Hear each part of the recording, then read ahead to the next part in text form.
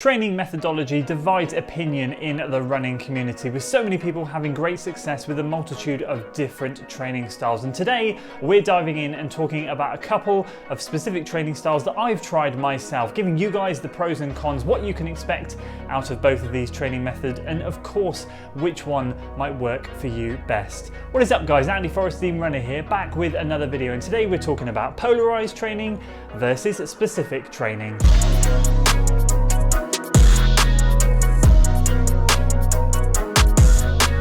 So in my early years as a runner, I was very much someone who trained in a more polarized approach, but over the last 2 or 3 years, I've certainly switched over to a more specific style. And what I want to do today is dive in and talk a little bit about these two training styles, how they can benefit you, the pros, the cons, and which one I feel I'm leaning towards more, which one I feel I get more benefit of, but of course, which ones you guys could get more benefits of too. And as always, I'd love to hear your thoughts in the comments below as to what your preferred training style is. Doesn't have to be polarized, doesn't have to be specific. It can be however you like to train. Give us some details down below and let us know why it works for you. If you're excited for today's video, guys, make sure you give it a like, share it with your friends, subscribe to the channel for weekly running content, and let's start by explaining these two training styles. So in terms of a polarized training approach, what we're talking about here is a lot of slower miles and then a sprinkling of faster miles, and not too much going on in between. So our spectrum of running is really big. You know, we've got big pace ranges here, much more slower miles, a lot of very, very quick miles. And the reason for that simply is because in that training methodology, what you're doing with those easier miles is not only you're building your aerobic base and getting some nice aerobic work in, but you're keeping yourself fresh, ready to attack those sessions, to get the most out of yourself when it comes to those harder workouts.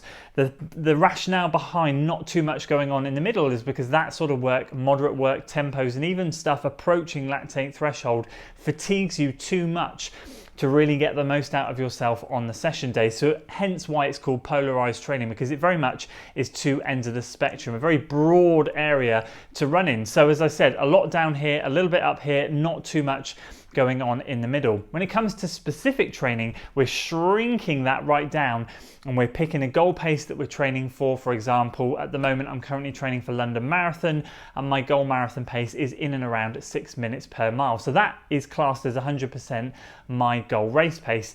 With specific training, we're working at percentages in and around that goal pace. So maybe somewhere down from 75 to 80%, up to 85, 90, and certain moderates and tempos and threshold work going up to 105% over the other side, so a little bit faster the marathon pace. So suddenly this polarized approach where we've got this big pace range that we're training in comes right down, and we're training very much in and around goal pace, getting our body used to what it's going to feel like when we're running at goal pace and getting our systems fired up for in and around that range. So that's the differences between the two training styles. So let's talk about the pros and cons of both of these training styles before then moving on to me telling you which one I prefer and how you can kind of work out which one might work well for you. So in terms of polarized training, I think for me the biggest benefit was staying fresher for longer, especially once I'd run. And I know this is kind of a side benefit to running itself, but someone that's busy and has a busy work life and family life, keeping active and mentally fresh is quite a key thing. You know, this is a hobby to me, and it is, I know, to a lot of you guys. It's very rare that people are able to sort of make a living out of running. So from that perspective, I felt good that I was never really that mentally fatigued. And when I could do the sessions, I really did feel like I could attack them. So that whole method did work for me in terms of approaching the sessions. I got my best out of myself, and it was very rare that I had a bad session when I was doing that type of training. Sometimes I was a bit ill-disciplined when it came to pushing the pace a bit on my easy runs, and I did kind of sometimes occasionally drop into that moderate area, which isn't somewhere that a proper polarized training plan would do a lot of. Sometimes I crept in there a bit too much, but then I was learning at that point, and I was going through a lot of stages where I was trying to educate myself on the best methods for me to train. So I feel in general it gave me a good scope to move forward. PBs came at small increments. It wasn't massive jumps. I didn't find like I was taking big chunks off my PB.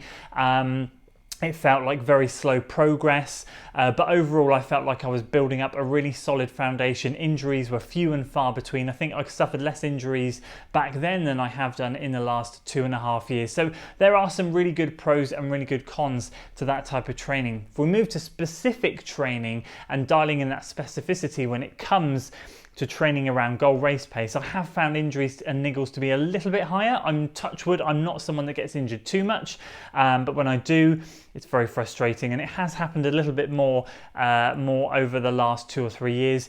But I have found I've been able to take bigger chunks off my PB, and I have been able to sort of make bigger gains when it comes to training. The big downfall I've found to more specific training, and this is why I've adapted and what I'm going to talk about at the end here, is that I find if you work around a goal pace for a long period of time, like 12, 14, 16 weeks, everything in and around that pace range just falls off the radar. So when I was training for a marathon and then I went into sort of half marathon training, I tried to run some faster stuff and my body just couldn't get anywhere near what my old times used to be. I was about 10 seconds a mile slower, and that felt way harder than it should have been. I couldn't even get close to my old PB. So I do find that when you're training at such a sort of a more specific area and zone, everything around it does tend to fall to the wayside. Now, that's a pro and a con, because ultimately if you're training for something specific, then you want to be really dialed in to that specific event, and you do want to be in the shape of your life.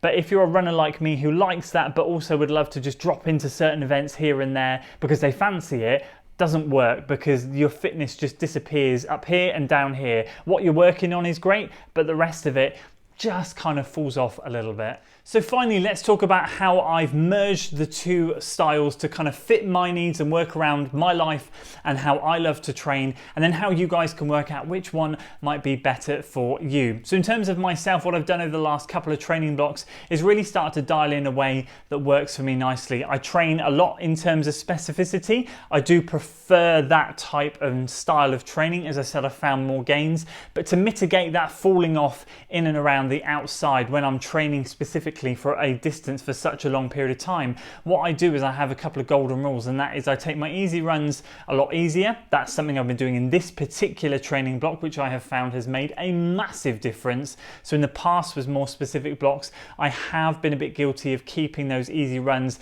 at a relatively decent intensity with the mentality of how fast can I run my easy runs, which is not a good mentality to have in the slightest. And that's just kind of that Strava ego, kind of look how fast I can run at this low heart rate type of thing. That's not important when it comes to easy runs. That's something I've learned very quickly, and I need to just get that out of my head. And I've stuck to my guns this training plan, and it has worked out really well because I feel fresh and feel ready to attack the sessions when I get to them.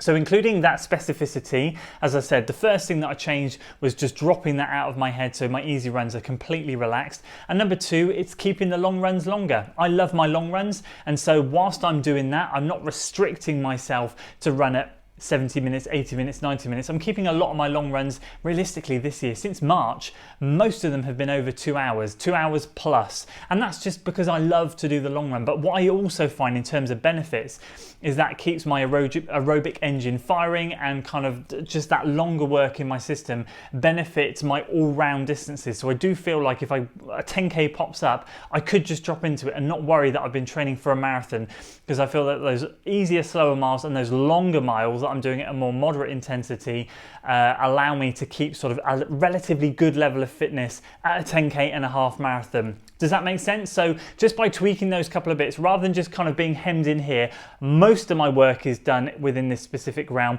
but my easy runs kind of fall off the bottom, and my long runs just go really long, much longer than they need to be. But that's a personal choice. It's something that I found that really works for me, and it's something that works really, really well for my running. I've set some good PBs this year, and I can see it's working. My body responds well to it, and that is the main thing. So how can you guys work out what training method works best for you? Well, there's a question that I tend to ask people, and I know this question is probably going to get a lot of comments, and that's fine. I'm always open for opinions down in the comments below, but it's something that kind of gives me a good indication as to what a runner is kind of not necessarily built for, but what they enjoy. Because let's face it, once again, we're not elite runners. We have to enjoy what we do. And I usually say, do you prefer shorter, sharper intervals, hill repeats, that burn? Do you love that sort of stuff, or do you prefer longer tempo runs? You know, I mean, I'm speaking here to probably more beginner and intermediate runners, and depending on their answer, depends on how I advise, or maybe write a plan, or maybe kind of help give them a little push in the right direction. Intervals,